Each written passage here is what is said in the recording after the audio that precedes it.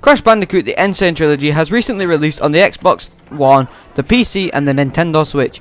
And for all of you guys wondering how to beat a few of the bosses, I'm here today to give you guys some tips for the boss fights. Now this was requested by someone in particular who really wants some help with Crash 1 as he is struggling with it just a tiny bit and he wants some help on the bosses. So I thought, you know what, why not, I'll be generous and help all the newer players. I am having PlayStation 4 footage on this, however. So the first boss in the game is Papu Papu. Now to be honest, Papu Papu is probably the most straightforward boss in the history of boss fights. He is extremely easy and I don't think I really need to give any tips for this boss. All you need to do is wait for him to start spinning and then all you need to do is just jump on his head.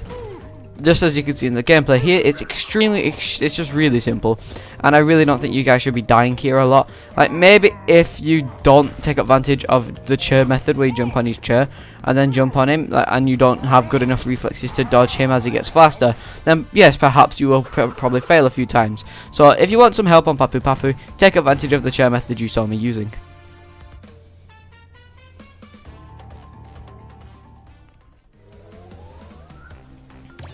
The next boss fight in the Sane Trilogy is Ripperoo. And now Ripperoo seems difficult at first, but it's just a case of remembering his attack patterns. Now all you need to do is watch closely and observe how Ripperoo jumps around. On the first phase, he will do a simple hop, skip and jump between the three platforms right here. And all you need to do is time the TNT for when he next jumps onto the platform that's about to be near it. It's that simple. Now the timing can sometimes be a little bit wrong, which can be difficult. And obviously Ripperoo's attack pattern changes every time you damage him, but you can extremely easily kill Ripperoo just like that. And if you're really struggling, then the sides near the torches, you can hide in between the pillars and just wait until he disappears, or should I say wait until he's about to jump next to the TNT and then hit it. It's that simple. There's nothing much to explain. The next boss in the Sane Trilogy is Koala Kong. Now Koala Kong for me I have some troubles with just because of the explosion range on the TNT and how it always comes near me sometimes. But that's just only every now and then. But what Koala Kong does is he throws these rocks at you and he also drops TNT crates next to you. What you have to do is you have to dodge the small rocks until the big one's right there. And what you need to do from there is wait till he throws the big one and spin it back at him. You can spin it back in midair, but that is risky and I wouldn't advise it unless you feel really confident with yourself. Because don't forget, you have to dodge the rocks whilst avoiding the TNT. And that can be quite a difficult task because not only can he throw the rocks right next to you and drop a TNT right next to you at the same time, you won't be able to get past them both at the same time, which will probably end up in a death if you don't have Aku Aku, which is a big pain in the ass for this boss. That's the only thing I can complain about when he drops two TNTs just like this, because it is probably the main source of my deaths. And even when he drops the TNT when he's about to throw the big one at you, that is extremely annoying.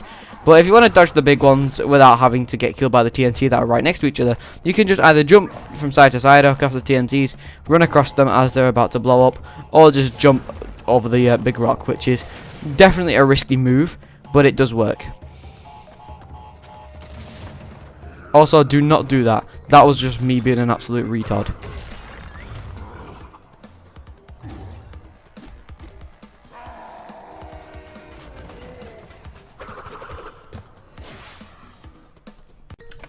The next boss is Pinstripe Otaru. Now this boss is pathetically easy. What all you need to do in this boss fight is just stay behind where you start. Where you start, just pretty much stand right there. Yes, sometimes the point of view in this game can be a bit off. I do understand that. But all you need to do in this boss is hide behind any of the chairs. It doesn't matter which one you hide behind. And when he comes to the middle of the room whilst he's reloading, spin attack him. It's that simple for the first few phases. But after that, what he'll start to do is he'll start to go a little bit more ham and start jumping onto the table and rapid firing. Like this. When he does this, just don't panic, just stay behind the chair. When he does this and gets confused and tries to reload, that's when you're going for the attack. Never try to attack him if he isn't reloading. Because if he isn't reloading, the chances of him killing you are extremely high.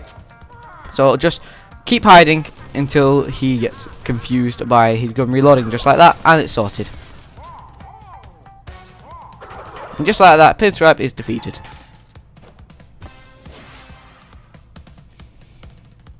Simple. Now, Nitrous Brio is a boss that will scare many people, simply because they don't know what to do. But I can tell you now, Nitrous Brio is the biggest piece of piss in the world. All you need to do is just stand in one position, and when he throws the green potion, jump on the blob, and he will damage. That's it. That's until you get into his last phase, however. Just avoid the purple potions by running to the other side of the room, and when it comes to the green ones, just jump on them. Yes, the drop shadow on this area is a little bit dodgy, just because you can't see where your drop shadow is when you're about to jump onto the blobs.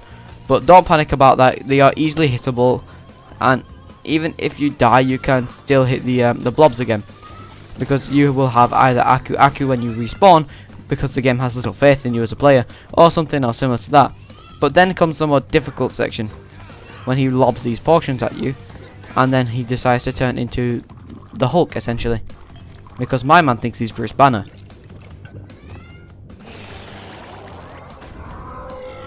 Right, so when he turns into the Hulk, don't panic, it's really easy. Wait till he knocks down a brick, and at the last second, jump on his head.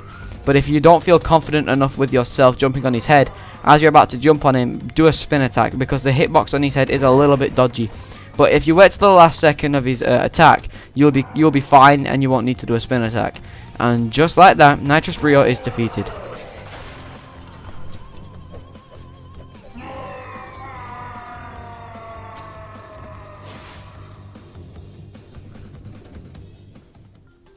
And now the final boss, Dr. Neocortex.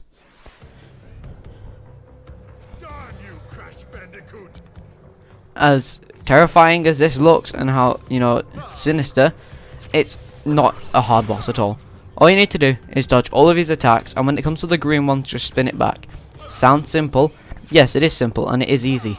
But when he starts firing these blue things that travel across the screen in different directions, it can get a tiny little bit tricky. Just because the attack pattern does get mixed up every now and then, and it could be hard to dodge. But when he shoots the green ones for more than the first time, you'll have to start rallying them up into a bigger ball, which will then go back into Cortex's face eventually. As you can see, now it's floating in the air. So don't feel like, oh yeah, I'm going to spin this one, then relax, because it's going to kill him. It won't. What you need to do is spin the first one, and then spin the next one, and just keep on spinning until they're all there. You cannot relax at any point during this boss. You have to keep paying attention, otherwise you are probably going to lose, especially at this point. Just simply because of how fast he shoots these ones and how unexpected the next shot is. You really need to be careful here, because you will easily die, as I died here a few times on my first playthrough as well. And when he has just one health left, the first thing he will shoot is a green one, so just spin it back, and just like that, Cortex is done. And that is the complete boss guide for the Sane Trilogy. Hopefully you enjoyed this video. If you did find it informative, if you're a new player to Crash Bandicoot, the Sane Trilogy, please be sure to let me know if this helped you, and also if you are having trouble on any of the other games, because I will just feel free to ask me about the other games, and I will feel free to record it for you. So thank you for watching, and I'll see you in the next one.